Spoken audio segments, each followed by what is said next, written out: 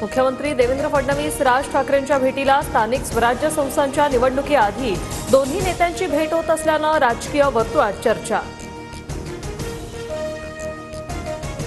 बटेंगे तो कटेंगे हा संदेश मोदींनी इंडिया आघाडीलाही दिलाय।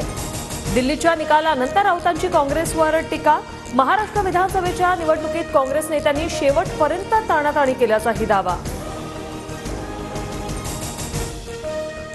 गोपीनाथ मुंडेंवर प्रेम करणाऱ्यांचा साठा केला तर वेगळा पक्ष उभा राहील। नाशिकमधल्या कार्यक्रमात पंकजा मुंडेंनी केलेल्या वक्तव्याची चर्चा।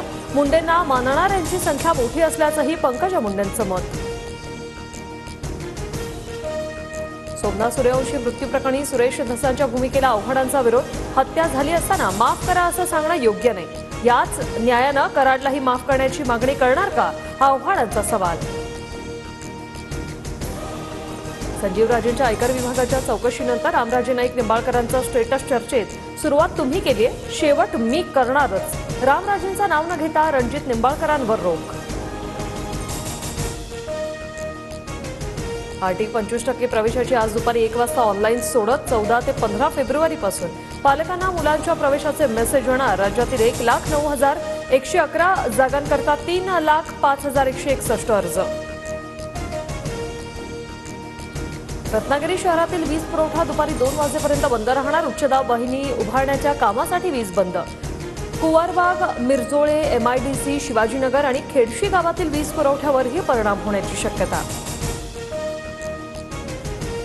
लवकरच 24 कोचची वंदे भारत स्लीपर ट्रेन सेवेत मोफत वायफायची सुविधाही मिळणार।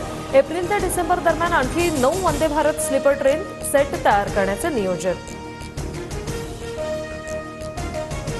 पंतप्रधान नरेंद्र मोदींचा आजपासून परदेश दौरा। मोदी 3 दिवसांच्या फ्रान्स आणि अमेरिकेच्या दौऱ्यावर।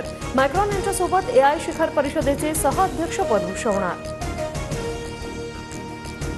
जनतेच्या सर्वोच्च न्यायालयाच्या आणि काँग्रेसच्या वाढत्या दबावामुळेच मणिपूरच्या मुख्यमंत्र्यांचा राजीनामा। राहुल गांधींकडून ट्विट करत निशाणा, तर पंतप्रधान मोदींनी ताबडतोब मणिपूरला भेट देण्याचंही आवाहन।